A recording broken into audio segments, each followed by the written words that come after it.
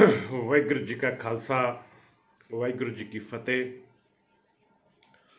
प्यारे मित्रों, आज फाइनेंस को लेकर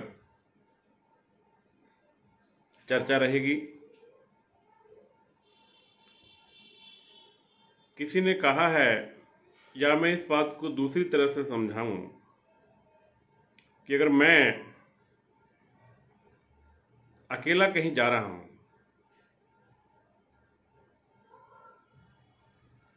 जगह अपरिचित हो और सुनसान हो, डर हो कुछ लुट जाने का, या ये कह लें कि डर हो जंगल के जानवरों का। जब ऐसी परिस्थिति में हम लोग होते हैं, चाहे वो कोई भी हो, मैं हूं, आप हूं, तो खुद ब खुद उस ईश्वर का नाम आपकी जुबान पर आ जाता है। आप लोग, मैं भी इसमें शामिल हूं, कि जब ऐसी कभी टाइम या घड़ी आती है तो उस समय हम लोग एक सिमरन में या एक उम्मीद करते हैं कि काश कोई हमारे साथ हो। वो साथ वाला आपसे दुर्बल हो सकता है, वो जो आपके साथ मिलेगा वो बिल्कुल कुछ भी नहीं कर सकता, लेकिन आपको लगता है कि मेरे साथ कोई है। या दूसरे शब्दों में मैं कह लूं, आपके परिवार का कोई छोटा बच्चा आपके साथ जा रहा है, आपके मन में हौसला ऑटोमेटिकली बढ़ जाता है। आप किसी गांव देहात में रहते हैं, आप किसी मोहल्ला कॉलोनी में रहते हैं, वहां का कोई परिचित अपरिचित आपके साथ आपको दिख जाए उस अनजान भीड़ में, जहां पर आपको खो जाने का भय हो, जहां पर आपको लगता है कि ये जो समय है, ये समय मुझे किसी के साथ का आवश्यकता है, तो आपके मन में एक अलग सी शांति आ जाती है जब अपने आदमी के साथ आप वहां मौजूद रहते हैं, जब आपके साथ कोई होता है।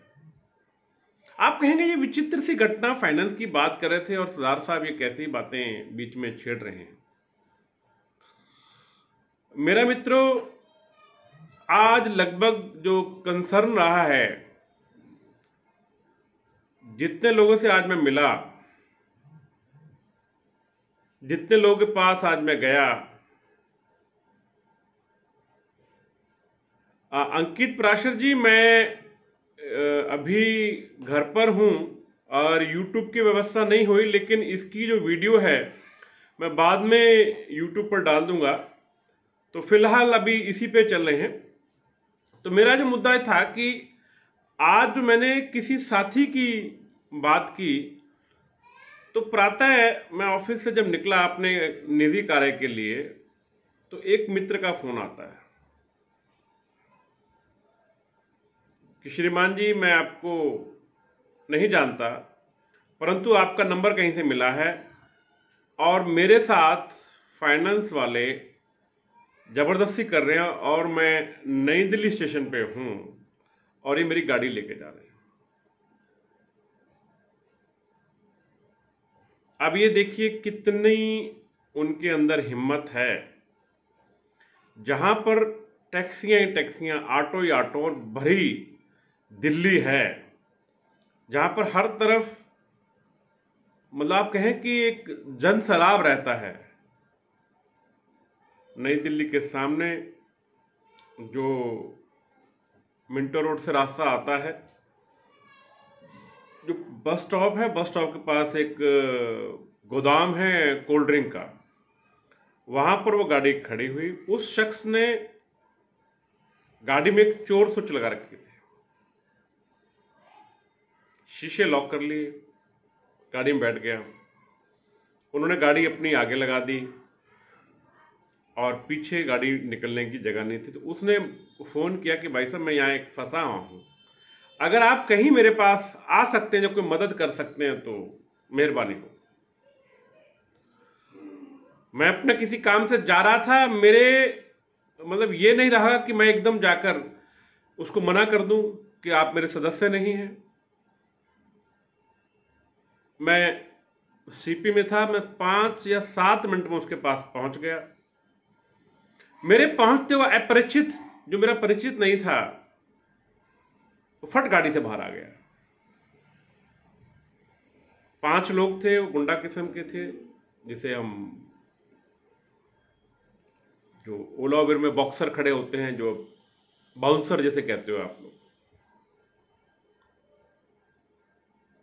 मैं कभी क्या माजरा है, तो उन्होंने छूटते बोला आप कौन होते हो और ये पैसे हमें दे दो, रख लो गाड़ी, हम कम मना कर रहे हैं। मैं कहा अगर इतने पैसे होते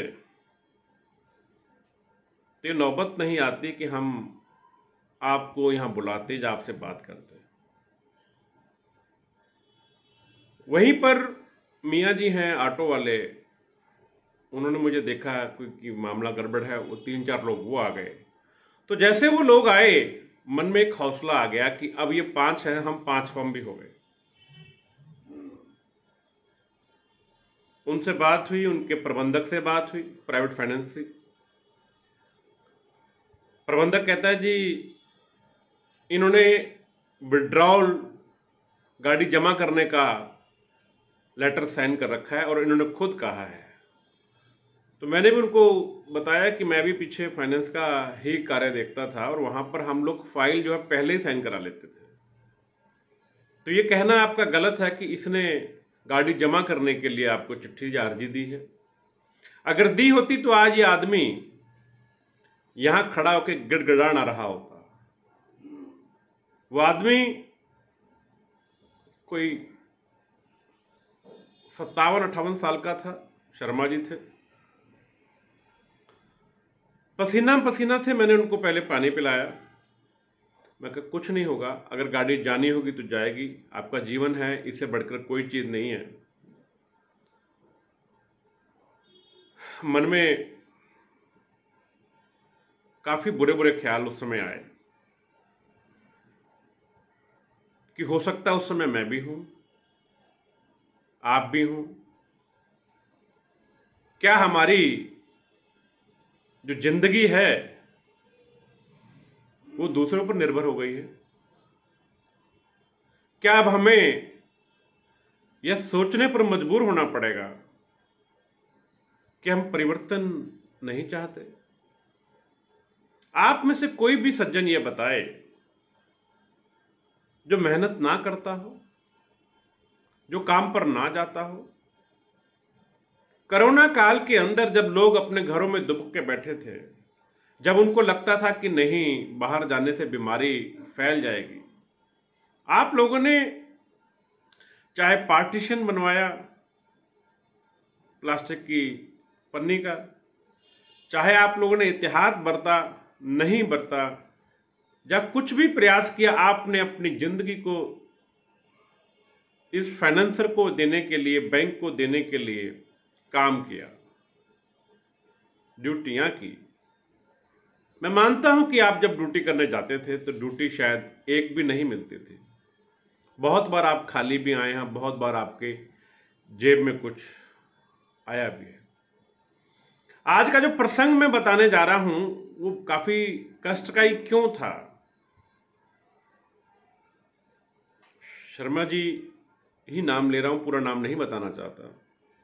हर आदमी को एक लगता है कि मैं पोशाक के अंदर रहूं, वरना हमाम में तो सब लोग नंगे ही होते हैं।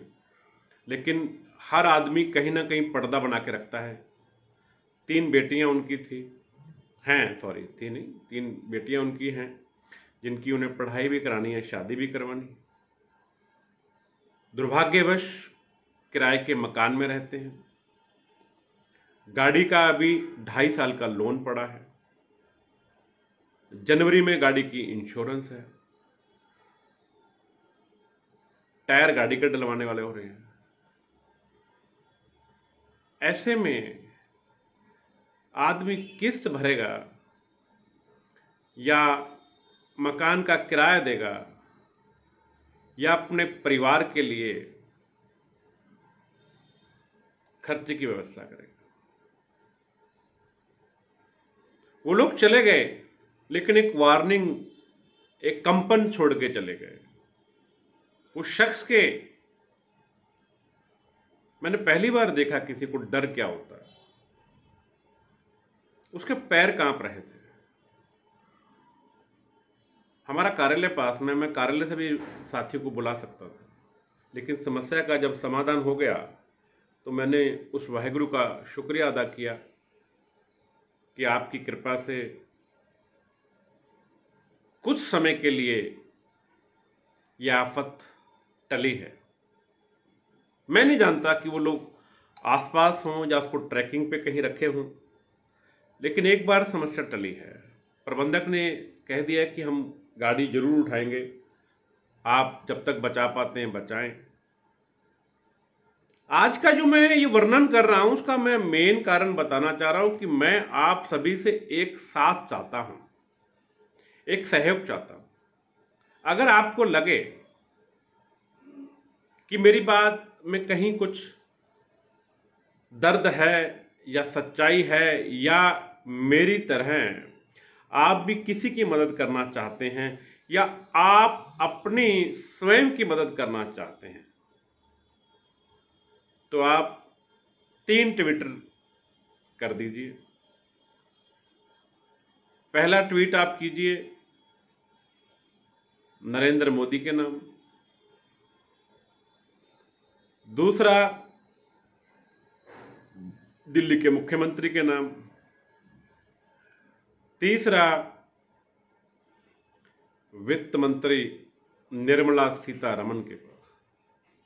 हमने उसके अंदर एक अपील करनी है कि आदरणीय प्रधानमंत्री महोदय,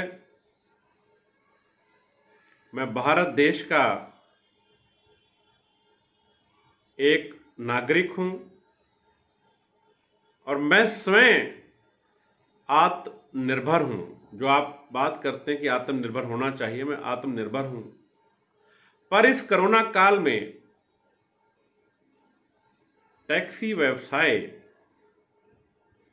एकदम खत्म हो गया है। मुझे आज बैंक द्वारा और फाइनेंसरों द्वारा प्रताड़ित किया जा रहा है। मेरे परिवार की जीविका जिस वाहन से चलती है, जिसको मेरी रोजी रोटी का एक साधन है, उसको खींचने की बात बैंक कर रहा है, फाइनेंसर कर रहा है। लिहाजा मुझे इससे बचाया जाए। मित्रों, जब ये ट्वीट आप ज्यादा गिनती में कर पाएंगे तो मुझे लगता है कि शायद कहीं कुछ ऐसी पहल या हवा उड़ के आए कि आपको कहीं ना कहीं बचत की तरफ या बचाव की तरफ ले जाए। मेरे कुछ साथियों ने 27 अक्टूबर के बंद के लिए जो घेराव है उसके लिए जो बहुत से प्रस्ताव आए हैं, बहुत से मित्र हमारे ये जानना चाहते हैं कि 27 अक्टूबर को आप कहना क्या क्या चाहते हैं। मैंने अभी जो बात बताई, एक तो ये मुद्दा रहेगा कि बैंक वाले या फाइनेंसर, हमारे में है क्या, एक मैं बताऊं, हम लोग जो हैं एक मिडिल क्लास मध्य वर्गीय परिवार से आते हैं। हमारे मन में सपने रहते हैं कि मेरे पास अच्छा फोन हो, मेरे घर में एक अच्छा टेलीविजन हो, मेरे घर में वॉशिंग मशीन हो, गैस हो, कपड़े धोने की मशीन हो। इस तरह से और भी बहुत से जो सुख साधन परिवार को चाहिए होते हैं, या दूसरे शब्दों में ये कह लूं कि महंगी पढ़ाई हो। तो ये खर्चे हमने तकरीबन लोन पर ले रखे थे कि हम जो काम करते थे, हमें उन कामों में हमें पता था कि हम यहां से धन अर्जित करके यहां उतार सकते हैं, और ऐसा करते भी थे। हम भली भांति अपना जीवन यापन कर रहे थे कि बीच में एक महामारी जो पूरे विश्व में फैली हुई है, कोरोना कोविड-19 जो नाम से चली है, वो सब कुछ हमारे सपनों को तहस नहस कर गई। आज हम चाहकर भी कोई भी सपना अपना पूरा नहीं कर पा रहे। मेरा जो अगला सवाल है, ओला उबेर। जो लोग ओला उबेर में भी चल रहे हैं, उबेर ने बहुत से लोगों के अकाउंट बंद कर दिए। ओला में चल रहे हैं, ओला का जो भाड़ा है ना, अगर मैं मान लूं कि तिलक नगर से मुझे नई दिल्ली स्टेशन आना है, जो पहले कहीं 220 रुपए बना करता था, आज 90 रुपए पे आ गया। एक तो हमारी कमर इस बीमारी ने तोड़ दी, और ऊपर से रही सही कसर इस कंपनी ने अपनी जो रेट है, ये ऑटो से कम रेट में हमें है, तो मॉडर्न ऑटो ही हमारा, कहने को टैक्सी है लेकिन मॉडर्न ऑटो है, हमारी कमर इन्होंने रेट के तोड़ दी। और कमीशन वही की वही 20%, 22%, 25% जीएसटी। अब जीएसटी का कोई मुद्दा नहीं है, जीएसटी, अब मैं सिंगल आदमी हूं, मेरी टर्नओवर इतने लायक होगी मैं दूंगा, लेकिन इन्होंने जबरदस्ती जीएसटी लगा दी। तो मित्रों, दूसरा मुद्दा हमारा ये था कि सरकार से हम ये आह्वान करेंगे कि ऐसी जो कंपनियां हैं उनको भारत के अंदर ना पनपने दिया जाए। अगर पनपने दिया जाए तो उनको ये कहा जाए कि सरकार द्वारा निश्चित यो रेट है। आज सरकार ने तय किया हुआ है कि अगर ट्रेन है, एक जनरल डिब्बा होता है जिसमें दिल्ली से अगर अमृतसर जाना हो तो 70 रुपये लगते हैं, मैं वैसे बता रहा हूं। उसके बाद में एक डब्बा आता है जिसमें आपकी सीट रिजर्व रहती है, उसमें 150 रुपये लगता है। उसके बाद मुझे लग्जरी में जाना है तो मैं स्लीपर कर लेता हूँ, उसमें 200 रुपये लगते हैं। अब मुझे लगता नहीं, मुझे वातानुकूलित एसी में जाना है तो 3 टायर का 500 रुपये लगता है, सेकंड टायर का 700 रुपये लगता है,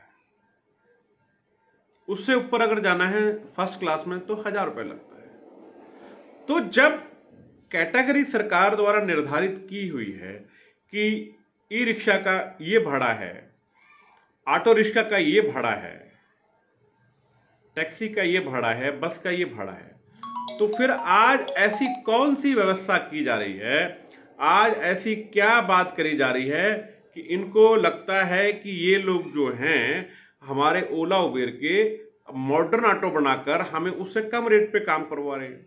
ऐसा नहीं ना होना चाहिए। तो उस व्यवस्था के लिए हमने ये भी लिखा है कि 27 अक्टूबर को हम ओला उबेर जैसी जो एग्रीगेटर कंपनियां हैं उन पर लगाम लगाई जाए। उसके बाद हम आते हैं दिल्ली ट्रैफिक पुलिस के ऊपर। दिल्ली ट्रैफिक पुलिस आप भली भांति जानते हैं, हमारे कुछ साथियों के साथ भी हुआ। वो एक रेवेन्यू एजेंसी, पहले रेवेन्यू हुआ करते थे जो कि सिर्फ पैसा इकट्ठा करा करते थे। आज ट्रैफिक कर्मचारी ट्रैफिक को रेगुलेट नहीं करते। आपने देखा होगा तकरीबन वो अपना जो पॉइंट है उस पॉइंट से दूर हटके खड़े होते हैं और वहां वो सिर्फ उगाही करते हैं। अगर वो ट्रैफिक रेगुलेट करें तो शायद दिक्कत ना आए। तो आज ट्रैफिक पुलिस जो चालकों से पैसा कमाने का उन्होंने जरिया बना लिया है, और सब प्रथम एक ही चीज उनके पास सबसे बड़ी आई हुई है, हमारी यूनिफॉर्म। जबकि सरकार द्वारा हमारी कोई यूनिफॉर्म तय नहीं करी गई।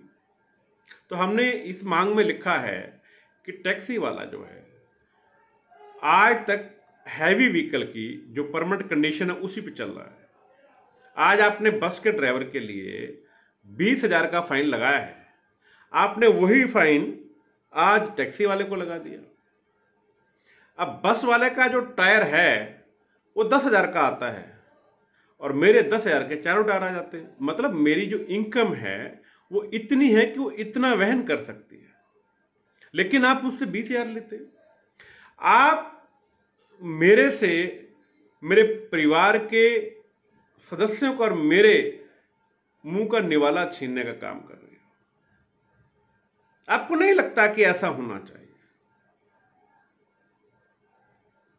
तो अपना यह कहना है कि भाई आप लोग ओला उबेर से हमें बचाएं, दिल्ली ट्रैफिक पुलिस से हमें बचाएं, हमारी परमिट कंडीशन हल्के मोटर वाहनों की अलग से बनाई। उसके बाद मित्रों आ गया हमने सरकार से जो बात की है कि हमारा कार्यालय जो काम है वो खत्म हो गया। राहत सरकार सबको रिहैबिलिटेशन स्कीम के अंदर सबको कुछ ना कुछ मदद कर रही है। आज बड़े बड़े जो करोड़ों रुपए लेकर बाहर भाग गए थे, या कंपनियां दिवालिया हो गई थी, या बड़े बड़े इंडस्ट्रियलिस्ट हैं अडानी अंबानी जैसे, उनको करोड़ों रुपए की सब्सिडी दी जाती है। हमने भी सरकार से गुहार इसी मांग के अंदर रखी है कि आप हमें आर्थिक पैकेज, देखो यहां पर हम कितना, हमारा उनका कितना फर्क है, वो पैसा मांगते हैं, हमने सिर्फ राहत मांगी है कि हमें किसी प्रकार का टोल टैक्स ना देना हो, हमें किसी प्रकार का जो परमिट टैक्स है, फिटनेस टैक्स है, या जो भी हमारे रोड टैक्स है, वो सब पर 2 साल तक रोक लगाई जाए। हमारी जो इंश्योरेंस है उसको 12 किस्तों में कर दिया जाए। तो हमारा जो प्रयास है वो ये प्रयास है कि किसी भी तरह से हम लोग अपना जीवन जो है आराम से जी सकें और कार्य कर पाए।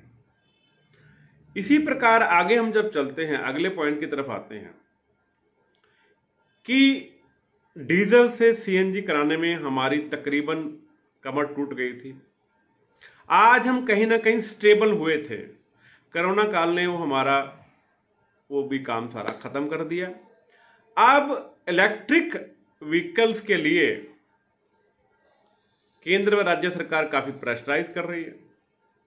तो हमारा सरकार से अनुरोध है, निवेदन है कि सरकार हमें अपनी लाइफ पूरी करने दे, और जितनी भी टैक्सीज हैं इनकी जब लाइफ पूरी हो, 10 साल की, 15 साल की, जैसे काली पीली की 15 साल है, दूसरी की 12 साल है, तो सबकी लाइफ पहले तो वो सीएनजी की 15 साल की जाए, और उसके बाद जब हम इसको बंद करें, मतलब इसको सेल आउट करें, जैसे आपने अभी स्क्रैप स्कीम निकाली है, आप स्क्रैप स्कीम ना निकालें, आप सब प्रथम तो आज ही कैपिंग कर दें, टैक्सी पे कैपिंग क्या कर दें कि नया परमिट इशू करना बंद कर दें, कि जो परमिट बन गए आज तक वो परमिट बन गए, आज के बाद परमिट नहीं बनेगा। इससे होगा क्या, बाजार में जो भाई काम छोड़ना चाहेगा वो अपना परमिट सेल कर, जैसे ऑटो जानते हैं ना क्या होता है ऑटो के अंदर, एक ऑटो रिक्शा 1,34,000 का आता है, आज 1.5 लाख का लगा लो, और वो 6 लाख का बिकता है। तो मतलब बाकी का जो 5 लाख है वो परमिट फीस होगी ना। तो अगर आपकी गाड़ियों का भी कंडीशन हो जाए कि भी ये गाड़ियां चलेंगी और बाकी गाड़ी नहीं चलेंगी, तो मुझे लगता है चाहे वो दिल्ली हो, पंजाब हो, राजस्थान हो, या भारत का कोई भी प्रदेश हो, अगर एक कैपिंग लग जाएगी तो सभी स्टेट्स में उनकी गाड़ियों की वैल्यू बढ़ जाएगी। तो दोस्तों, इसी प्रकार हमने काफ़ी सवाल जवाब इसमें लिखे हैं कि भी हमें ये परेशानियां हैं, इन परेशानियों का हल कैसे किया जाए। तो आपको अगर लगता है कि ये बात सारी होनी चाहिए, तो मित्रों इस वीडियो को जितना आप शेयर कर सकते हैं शेयर करिए। आप लोग को मैं विनती करना चाहूँगा कि आप लोग जो फेसबुक पे हैं वो सभी लोग आरपीपी ग्रुप को जरूर ज्वाइन करें, और एक कसम खा लें कि रोज आपने 5 व्यक्तियों को आरपीपी पेज में ज्वाइन करवाना है। जो भाई यूट्यूब पे हैं वो वॉइस ऑफ ट्रांसपोर्ट जो हमारा चैनल है इसको सब्सक्राइब करें। आपने किया हुआ बहुत अच्छी बात है, आप इसको और दोस्तों को भी सब्सक्राइब कराएं। जब 5 आप उसको फेसबुक कराओगे उसको ये भी करा दो। जैसे आज हम इस पे फेसबुक पे हैं, कभी हम हो सकता है यूट्यूब पे हो, तो फिर वो आपका प्रसारण रुक जाएगा। तो ये जब व्यवस्था करते रहेंगे तो हमारा एक सिस्टम आ जाएगा। दूसरा मित्रों, में जाते जाते एक बात और कहने जा रहा हूँ। आज हमारे भारत के अंदर पेंशन स्कीम बंद हो गई है। आज पेंशन स्कीम के लिए प्राइवेट एजेंसियां काम कर रही हैं, और वहां पर आपको ढेरों पैसे देने होते हैं। आज मोदी जी ने भी एक स्कीम निकाली, उसमें लिखा है 20,000 10,000 हर महीने दो। हमारे यहाँ पर सिर्फ जो हमारा हेल्प ग्रुप है उसमें जुड़ने मात्र से आपको पेंशन भी मिलती है। आप उसमें जुड़ गए, जुड़ने के बाद आपने 500 रुपये दिया, जो कि आपको 120 से 150 दिन के अंदर वापस आ जाता है।